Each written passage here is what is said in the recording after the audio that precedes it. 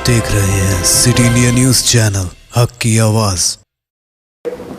अस्सलाम वालेकुम नाज़रीन, सिटी इंडिया न्यूज़ में मैं आपका मेज़बान मुल्तखी हुसैन फिर एक बार आपका इस्तकबाल करता हूँ। नाज़रीन, आज ज़मीनी इंतखाबात दुब्बा के नताइज भी आपके सामने आए हैं और बिहार इंतखाबात के नताइज भी आपके सामने हैं। साथ ही साथ मध्य प्रदेश और गुजरात जैसे रियासतों में जो ज़मीनी इंतखाबात हैं उसके नताइज भी आपके सामने आ चुके हैं। सबसे पहले मैं दुब्बा की बात करूँगा। दुब्बा में गैर मुतवक्का तौर पर भारतीय जनता पार्टी ने अपनी जीत दर्ज की है। 1470 वोट से भारतीय जनता पार्टी के उम्मीदवार रघुनंदन गौड़ एडवोकेट ने कामयाबी हासिल की है। ये कामयाबी बिल्कुल तवक्कुआत के मुखालिफ है। टीआरएस पार्टी कायदीन की जी तोड़ मेहनत के बावजूद यहाँ पर बीजेपी कामयाब हुई है।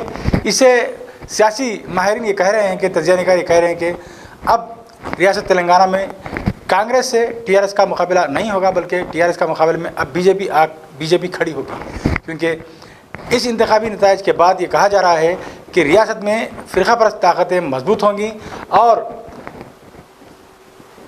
आइंदा चलकर ये ताकतें भारतीय जनता पार्टी को मज़ीद मजबूत करेंगी। लिहाजा आइंदा टीआरएस को कांग्रेस से नहीं बल्कि भारतीय जनता पार्टी से ख़तरा नज़र आ रहा है। अब देखना ये है कि किस तरह आइंदा की सियासत में भारतीय जनता पार्टी रियासत में अपना मकाम बनाती है और टीआरएस किस तरह भारतीय जनता पार्टी को शिकस्त देने की फिर कोशिश करेगी, ये इंशाल्लाह हम सब देखेंगे।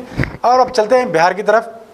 बिहार में भी जिस तरह से एग्जिट पोल्स ने ये बताया था कि बरसर जमात को शिकस्त हो रही है और आरजेडी प्लस जो महागठबंधन है उसको कामयाबी हासिल हो रही है, लेकिन तख्वात के बिल्कुल बरखिलाफ कांटे की टक्कर देखी जा रही है। अब एनडीए 122 के हिंसे को पार कर चुका है।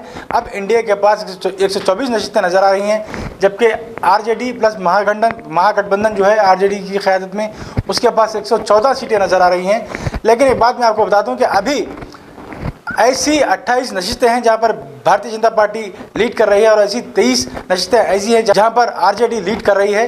और मजलिस इत्तेहादुल मुस्लिमीन ने 3 नशिस्तें हासिल कर ली हैं और 2 नशिस्तों पर अपनी बढ़त बनाए हुए है। इस तरह अभी ये कहा नहीं जा सकता कि ये जो हिंसा अब हमारे सामने है 124 एनडीए का और 114 आरजेडी प्लस महागठबंधन का, ये कोई ख़तई हिंसा है। अभी कुछ देर बाद 1 घंटे बाद ये पता चलेगा कि आखिर ये हिंसा आकर कहाँ रुकेगा। हो सकता है कि कुछ एनडीए की सीटों में कमी भी हो सकती है, हो सकता है कुछ आरजेडी की सीटों में इजाफा भी हो सकता है। लेकिन आमतौर पर ये बात समझी जा रही है, तजिया माहिरीन का कहना है कि तजिया निगारों का कहना है कि एनडीए को आज अक्सर हासिल हो चुकी है। हो सकता है कि कल एनडीए फिर हुकूमत का दावा पेश कर सकती है। और सबसे बड़ी बात यह है, जहाँ पर आरजेडी अब तक इंतखाबात से कबल सबसे बड़ी पार्टी थी, अब आरजेडी नंबर 2 की पार्टी बन चुकी है और भारतीय जनता पार्टी नंबर 1 की पार्टी बन चुकी है। और यहाँ पर मजलिस इत्तेहादुल मुस्लिमीन ने जो तजिया निगारों के मुताबिक 15 नशिस्तों पर आरजेडी को और कांग्रेस को यानी कि महागठबंधन को काफ़ी नुकसान पहुंचा है, जहां पर उनके उम्मीदवार महागठबंधन के उम्मीदवार काफ़ी कम वोटों के अक्सरियत से शिकस्त खाए हैं, जहां पर वहां पर मजलिस इत्तेहादुल मुस्लिमीन के उम्मीदवार 10-12 हज़ार वोट लिए हैं, जिसकी वजह से वहाँ पर मुस्लिम वोट तकसीम हुए हैं और महागठबंधन को काफ़ी नुकसान हुआ है। अगर वो 15 सीट अगर महागठबंधन के हक़ में आ जाती तो मैं समझता हूँ कि आज एब्सोल्यूट मेजॉरिटी महागठबंधन के पास होती, लेकिन ऐसा नहीं हो सका। महागठबंधन को सोचना चाहिए था इंतखाबात से कबल कि वो मजलिस के साथ अगर इत्तेहाद कर लेते थे तो आज ये नताइज कुछ और होते थे।